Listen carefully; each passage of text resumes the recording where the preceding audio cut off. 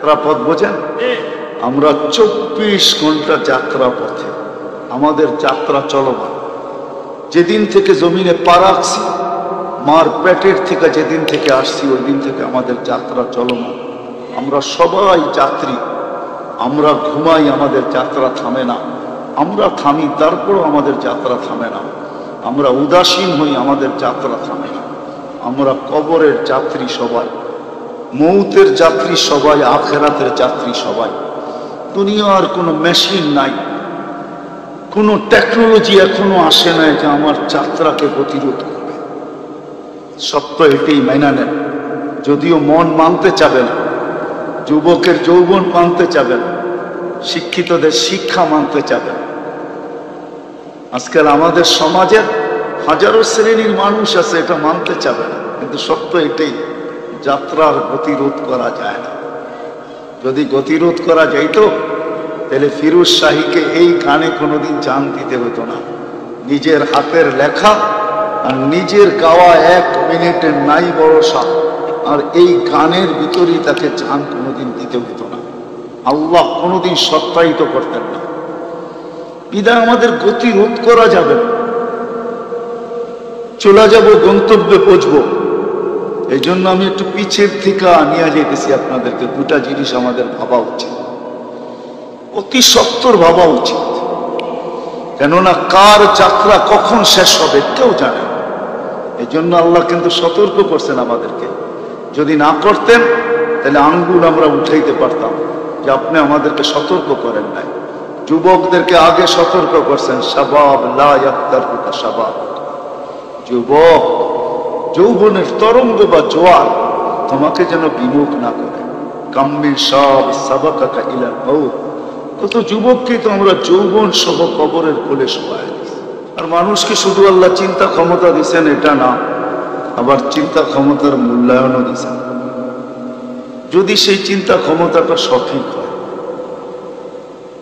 আমি মধ্যখানে একটা কথা বলে নিতেছি, আমার কথায় কিন্তু সুর হবে না, এরকমই কথা হবে। ধ্যান দিয়া শুনলে হয়তো বুঝে আসতে পারে, কিন্তু ধ্যান দিয়া শুনতে হবে, নাইলে বুঝে আসবে না। তো যেটা বলতেছিলাম, মানুষের চিন্তার বিনিময়ও দিছেন আল্লাহ, যদি চিন্তা সঠিক হয়। কতটুকু বিনিময় দিছেন? লা তাফাক্কুরু সাআতিন খায়রুম মিন ইবাদাতি 60 আও 70 সানা। সামান্য সময়ের চিন্তার বিনিময়ে মানুষ 60-70 বছর বন্দেগীর দ্বারা যেখানে, ইবাদতের দ্বারা যেখানে না পৌঁছবে, সামান্য সময় চিন্তার দ্বারা এর চেয়ে আগে যে পৌঁছবে, এর চেয়ে বেশি সওয়াব মিলবে। তাহলে বোঝা গেল আমাদেরকে আল্লাহ চিন্তা ক্ষমতা দিচ্ছেন, চিন্তার মূল্যায়নও দিচ্ছেন, দামও দিচ্ছেন। আমাদের চিন্তা করা উচিত, বেশি না, দুটা জিনিস। দুটা জিনিস যদি আমি চিন্তা করতে পারি, তাহলে আমার বিশ্বাস আমার সমাজের প্রত্যেকের সামনে রাস্তা উন্মোচিত হবে, রাস্তা খুলে যাবে, সে সঠিক রাস্তার পদের সন্ধান পাবে। আর যদি চিন্তা না করলো, তাহলে এই ছোট জীবনটা কিন্তু কেটে যাবে। এটাকে ধরে রাখার কোনো পাওয়ার ব্যাংক এখনো আসে না, আর কোনো দিন আসবে না। বিদ্যুৎকে ধরে রাখার জন্য পাওয়ার ব্যাংক আছে, হ্যাঁ ব্যাটারি আছে, নাই বলে হাইব্রিড গাড়ি আসলো, তো আসলো কি করে? সে চার্জকে ধরে রাখে, কিন্তু আজ পর্যন্ত আমাদের জীবনের গতিকে ধরে রাখার জন্য কোনো পাওয়ার ব্যাংক আসে না, আর কোনো দিন পাওয়ার ব্যাংক আসে না। আমার বয়ানে আওয়াজ হবে না, কিন্তু শুধু কান পাইতা শুনবেন, আওয়াজ না। না, আমরা শুনতে আসছি, আমাদের কাঁধে চড়ে আরেকজনও আসছে, উনি চাবে না আমরা মনোযোগ দিয়ে শুনি। কেননা মনোযোগ দিয়ে যদি শুনি, তাহলে আল্লাহর ওয়াদা আছে, ফাস্তামিউ ওয়া আনসিতু লাআল্লাকুম তুরহামুন। নিঃসন্দেহে তোমাদের উপরে দয়ার চাদর বিছানো হবে, দয়ার চাদরে তোমাদেরকে ঢাকা হবে। কিন্তু আমাদের কাঁধে বা সঙ্গে যিনি আসছেন, উনি আমাদেরকে মনোযোগ দিয়ে শুনতে দিবে না, ওই হুল্লার ভিতরে রাখবে। যেন ভালো মতে না শুনে। ওয়াজ ফর্মালিটি ছিল, হয়ে গেছে। কাল সকাল থেকে দেখা গেল কারো জীবনে কোনো প্রভাব পড়ে নাই।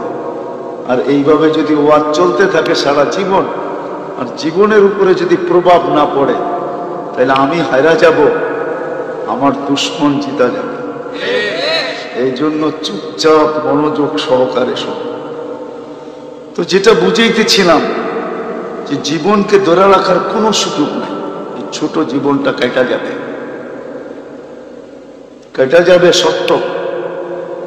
60-70 পাবো এটাও বলতে পারবো না, কেননা কোনো মেশিন আসে না এখনো।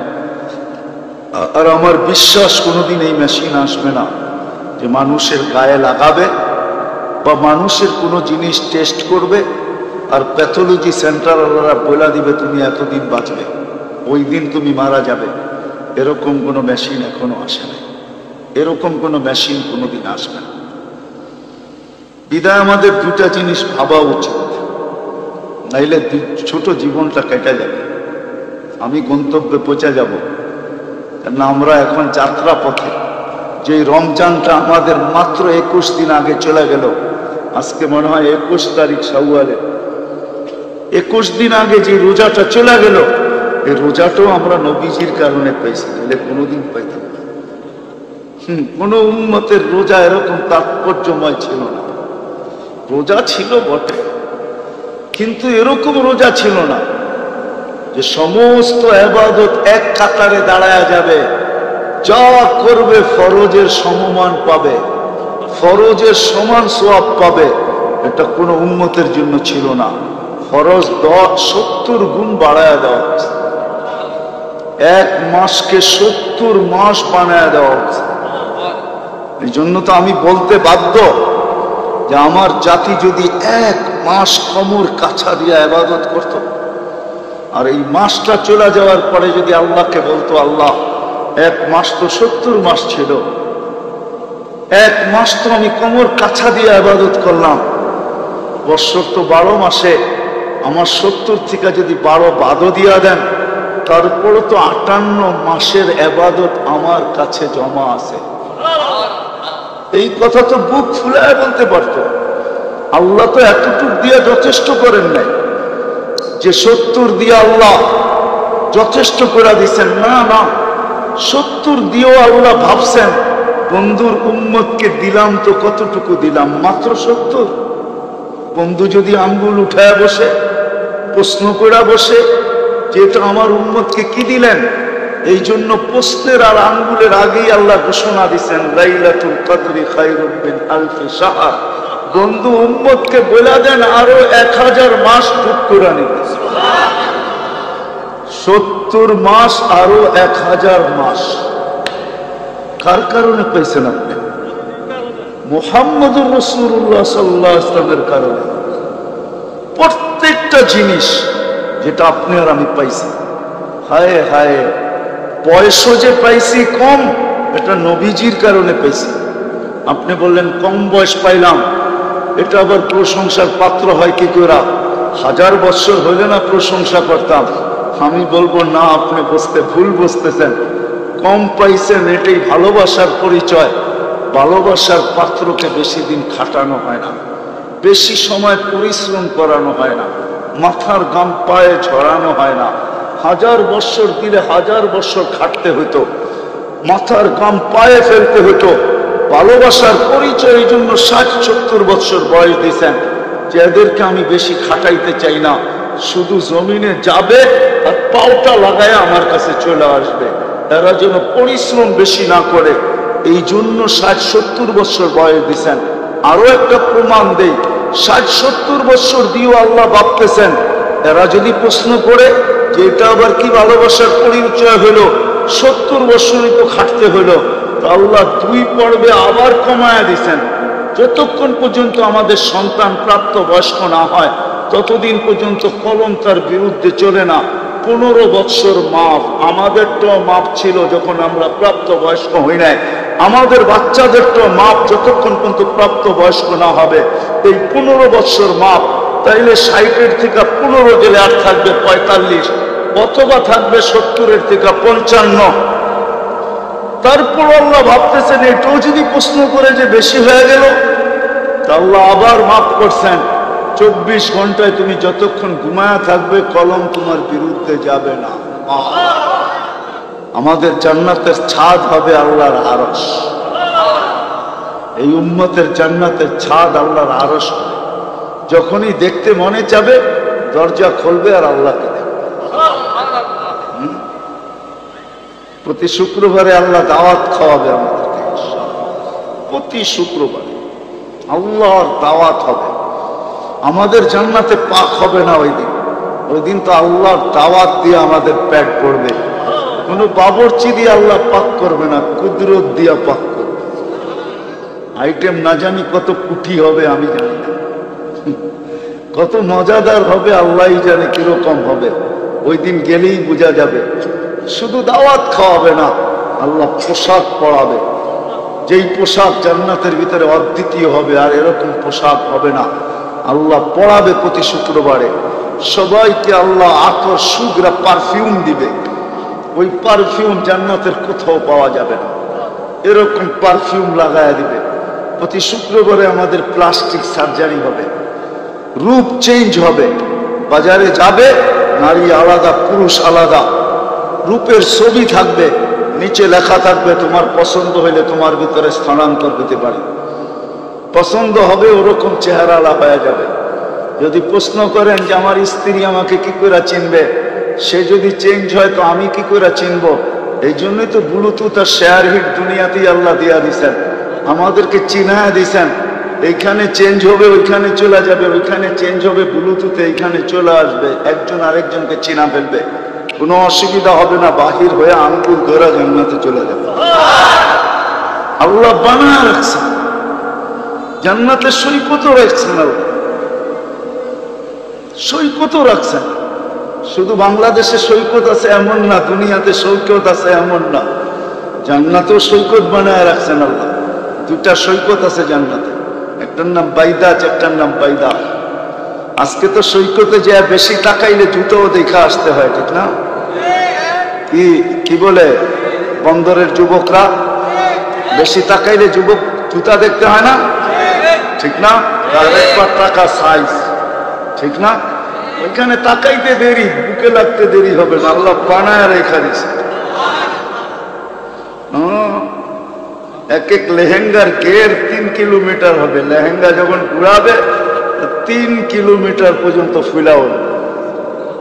সুতার তৈরি না আলোর তৈরি। 120 ফিট লম্বা হবে, চুলটিও 120 ফিট লম্বা হবে। কি দিয়া বানায় রাখছে একটু আল্লাহ রসুল বলে দিছে। হাঁটু পর্যন্ত বানাইছেন মুস্ক দিয়া, কোমর পর্যন্ত আম্বার দিয়া, কাঁধ পর্যন্ত জাফরান দিয়া, উপরেরটা বানাইছেন হোয়াইট কাফুর দিয়া। আজকে তো মেসেজ দেয় একটা করে আরেকটা, ঠিক না? 14 তারিখ আইলে হবে কি, ঠিক না? 14 তারিখ চিনো? ফেব্রুয়ারির 14 তারিখ মেসেজ দিছে একটা, করছে আরেকটা, ঠিক না? এক মেসেজই সবাইরে সেন্ড করে দিছে। সবতে তো ফুর্তিতে নাচতেছে, মেসেজ সেন্ড করে দিছে, যা দেখে একজনের জন্য ফুল, সবার জন্য জুতা, ঠিক না? জান্নাতে এরকম হবে না, ওই সৈকতে এরকম হবে না, রব্বে কাবার কসম হবে। চোখে চোখ পড়তে দেরি, বুকে লাগতে দেরি হবে না, আর বলবে আনা হুব্বুক ওয়া আনতা হুব্বি, আমি তোর ভালোবাসা, তুই আমার ভালোবাসা। লিমাদা আখারতা, এত দেরি করলি কেন? কবির থেকে বসে আছে। আল্লাহ বানায় রাখছে সৈকত। একটার নাম বাইদাজ, একটার নাম বাইদাক। একটাই সকালে যাবে, একটাই বিকালে যাবে, এরকম 8টা হবে ওইখানে, 8টা। সমুদ্র সৈকতে 8টা হবে। সমুদ্রের মাছ পরিচয় দিবে আমি কি দিয়া তৈরি, কোথায় লালিত পালিত খাবে। যেইভাবে খাইতে চাবে ওইভাবে পাওয়া যাবে। আল্লাহ সব বানায় রেখেছে। শুধু সৈকত না, দুনিয়ার সবকিছু এখানে রাখা আছে, সব রাখা আছে। এমন কিছু নাই যে রাখা নাই। দুনিয়া সংকীর্ণ জায়গা, মাত্র আমাদের দুনিয়াটা 24,000 মাইল।